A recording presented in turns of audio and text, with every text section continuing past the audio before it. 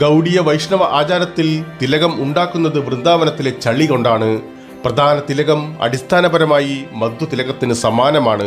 ശ്രീമദ് ഭാഗവതം അനുസരിച്ച് ശാസ്ത്രങ്ങളിൽ നിന്ന് ശ്രവിക്കുക, ഭഗവാനെ സ്തുതിക്കുക തുടങ്ങിയ നേരിട്ടുള്ള സമർപ്പണത്തിന് ഊന്നൽ നൽകിയതിനാലാണ് നേരിയ വ്യത്യാസം ഉണ്ടായത്.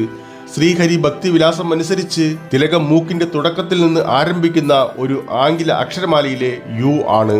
അത് സാങ്കേതികപരമായി അടിസ്ഥാനം മുതൽ അഗ്രം വരെയുള്ള ദൂരത്തിന്റെ 1/3 കാലക്രമേണ ഈ യഥാർത്ഥ തിലകം ശ്രീരാധാകൃഷ്ണന്റെയും ശ്രീകൃഷ്ണ ചൈതന്യയുടെയും ആരാധനയിൽ അർപ്പിതരായവരുടെ വിവിധ വിഭാഗങ്ങൾക്കും ഘടകങ്ങൾക്കും അനുയോജ്യമായ രീതിയിൽ പരിഷ്കരിച്ചു. അതിലൊന്നാണ് മധ്വ സമ്പ്രദായം.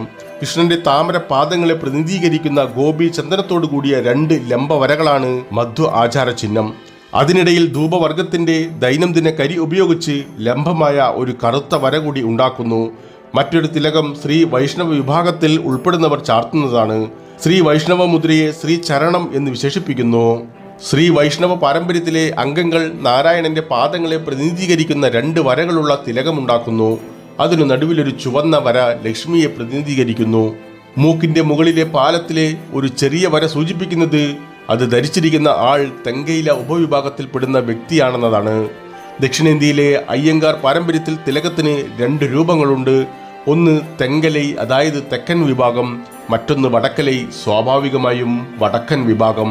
വല്ലഭ സമ്പ്രദായത്തിലോ രുദ്ര സമ്പ്രദായത്തിലോ അടിയിൽ നിന്ന് വൃത്താകൃതിയിലുള്ള ഇരട്ട ലംബമായ ചുവന്ന വരയായാണ് തിലകം ധരിക്കുന്നത്.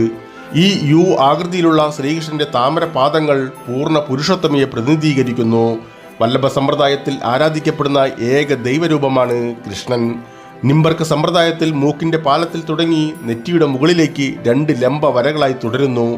ഇത് ദൈവത്തിന്റെ ആലയത്തെ പ്രതിനിധീകരിക്കുന്നതായി പറയപ്പെടുന്നു. പുരികങ്ങൾക്കിടയിൽ കറുത്ത പുള്ളിയുണ്ട്. ഇത് രാധയെയും കൃഷ്ണനെയും ഒരുമിച്ച് പ്രതീകപ്പെടുത്തുന്നു.